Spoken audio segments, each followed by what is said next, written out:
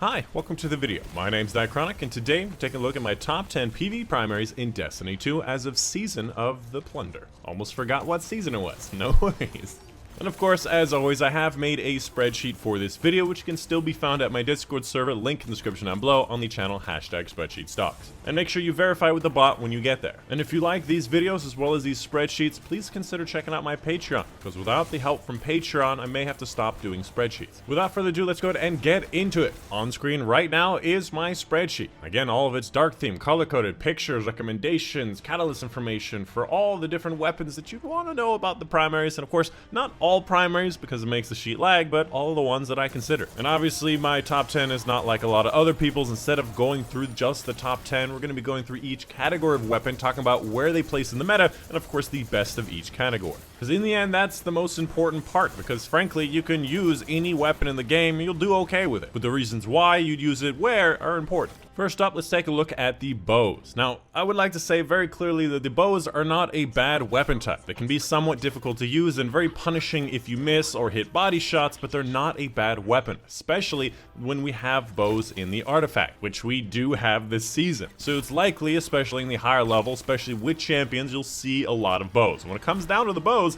Taku and Dychronic are one of the best bows in the game. They're a lot of fun, they do a lot of damage, but if you're looking for legendaries, I still like the lightweight frame. And I think that lightweight's got a buff this season to fire or charge slightly faster. That being said, overall, I'm not a big fan of bows. Following that, the only fusion rifle is going to be Vexmith class. Used to be really bad, then really good, and now it's just above average. And there's a lot to be said about the fact that it fires slightly faster than 360, and of course does the same damage as it, on top of the extra rampage-like perk from the catalyst, and of course the linear shots that do special level damage. However, there are just better options than it. Things like Outbreak or Hawkmoon, for example, just better at doing that level of damage. So in my opinion, not usually worth the exotic slot. After that, the only grenade launcher, Fighting Lion. Most of the time, these special ammo grenade launchers do more damage, and you never really need ammo for it, which is the main thing about Fighting Lion, is that it has infinite ammo, on top of a smaller blast radius. Again, just don't know when I'm going to use it. Following that, let's take a look at the sidearms, and the only sidearm that's ranked today is going to be the Traveler's Chosen. The ability to get tons of ability energy just from getting kills and hitting that reload button is extremely useful. Pairing that up with, again, the Monte Carlo, also at 9, we'll talk about a little bit later. Both of which are just really useful for getting that ability whenever you need it. Beyond that, sidearms are not bad weapons, although obviously very limited by their range. And furthermore, SMGs just usually seem to be a better option. When it comes down to the sidearms, in my opinion, the 3 bursts and the 2 bursts are the only ones worth talking about, and a lot of people really like the single fires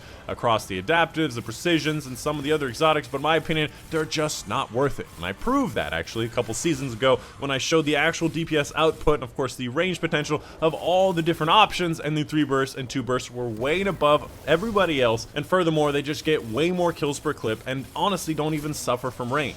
But obviously some people really like other options like the Drang because it has a higher zoom level, which does make a huge difference, but overall, I still think that the adaptive 3 burst is still the best. Following that, let's take a look at the scout rifles, and the scout rifles are pretty much the same as they ever have been. They have a lot of range, sometimes too much range for the amount of drawback that they have at close range, but obviously at the highest level play, really long range is really useful, especially when they have an artifact mod. When it comes down to the different scout rifles, I personally prefer the 200 RPMs, although sometimes the 180s are a good choice as well. I have a Tears of Contrition, which I'm getting explosive payload on, and that is a lot of fun. And when you can have explosive payload on any weapon, you take it. It is the best option for any primary. Beyond that, a lot of people do like the rapid fire frames. They do fire a little bit faster, but again, I just really like the 200 RPMs. Just as long as you don't use the 150s. The 150s feel really bad at close range. When it comes to the different exotic scout rifles, obviously an honorable mention goes out to Touch of Malice, a new weapon this season, which is a returning fan favorite from Destiny 1, and is a little bit better than it used to be. If you've never heard of it, essentially the last shot continually comes back to your weapon and damages you while doing double damage to your enemies, on top of making those enemies take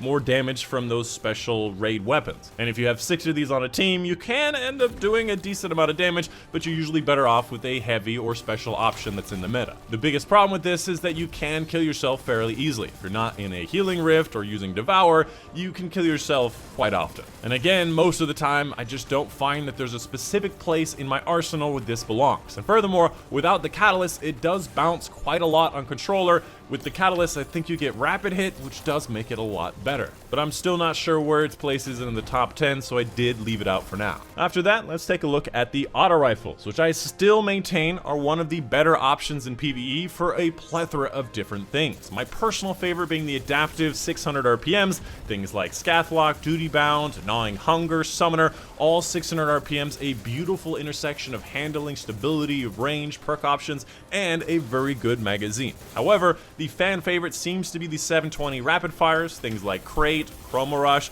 are very, very popular in the meta. I personally have found that they're just not as good as the 600 RPMs. Again, if you get both of these with a good roll on them, I would usually prefer a 600 RPM adaptive frame auto rifle or a rapid fire pulse rifle. I just don't personally find the 720s solve any problem. And the other side, the slower firing options don't really seem to have much of a range advantage, and they often have more recoil and stability issues that they don't reach out to as much range as the adaptives anyways. Although I will say that the Amit actually has a lot of incredible perks. When it comes to the exotic options, as I said before, Monte Carlo, excellent for just getting your melee back. You don't even need to get kills to get your melee back, which is very important, and it's a 600 RPM, so it's very similar to adaptive frames, and it's again very useful for certain builds that you need your melee or ability stuff, like with Inmost Light, to get things faster. And beyond that, we also have the Quicksilver Storm, which I actually have not used yet, and I know that they disabled the rocket part of it because it was doing weird stuff.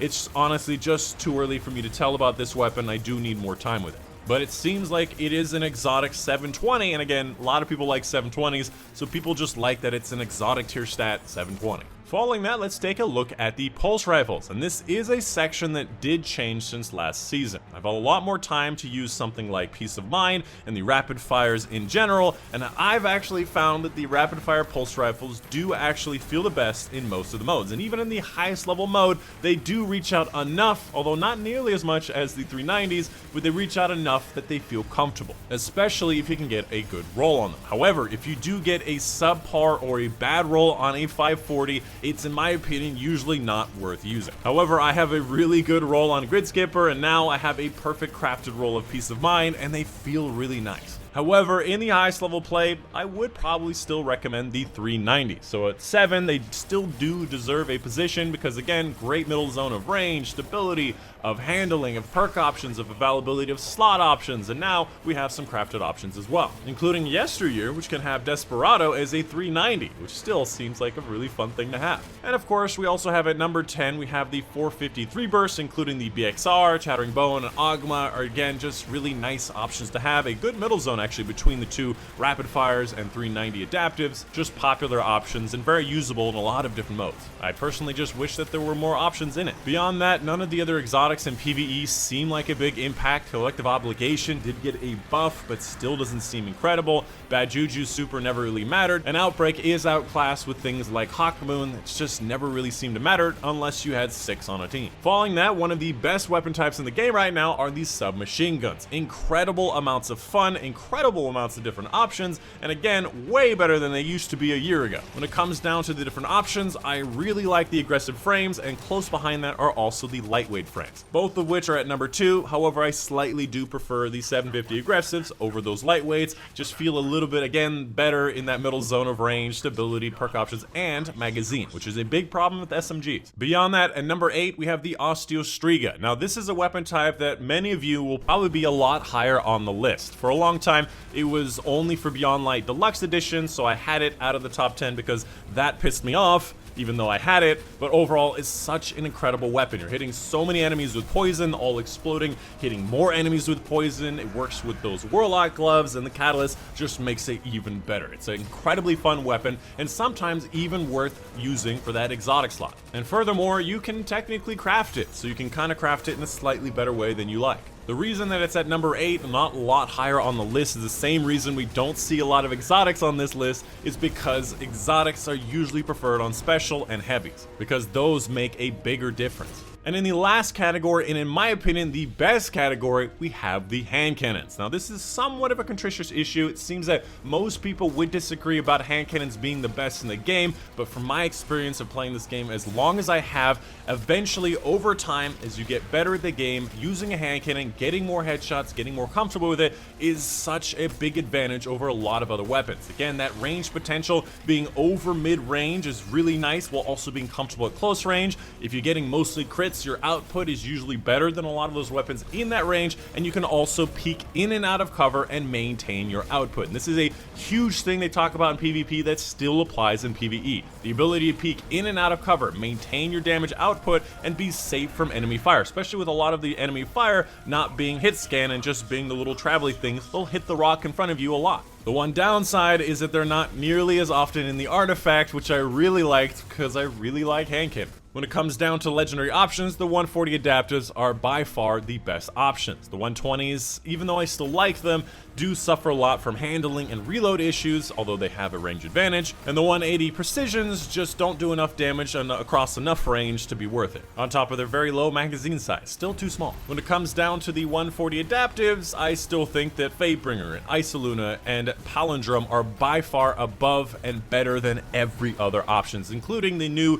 Zauli's Bane, which is craftable, but honestly very poor stats and worse in almost every way to that of the Fatebringer and the Palindrome and Isoluna. And this was the same problem that I brought up every season, is that the Fatebringer and Palindrome have such a good stat advantage over everything else, and the Fatebringer has Explosive Payload plus Frenzy as an option. The same thing as before, you will never have a hand cannon that's better than Fatebringer unless it's better than every other hand cannon in the game. That being said, it is fun to level up weapons and have different options. Things like Isoluna has Headstone, and that could be a lot of fun, and of course Palindrome is an energy version. Beyond that, when it comes to the exotic options, Hawkmoon at number 6 definitely deserves its slot. The fact that it's a 140 makes it a very nice option. It is a random roll you can get from the Zerg, you can get rangefinder and a control on the recoil, and it becomes a very effective, good weapon for random fodder enemies, and it can do ridiculously high damage with its Paracausal times 7. Almost Izanagi's times 4 damage in a primary weapon with infinite ammo. And the highest level play, that is extremely useful. You have a champion enemy in front of you, you stun them, you get your shots off with the Hawkmoon,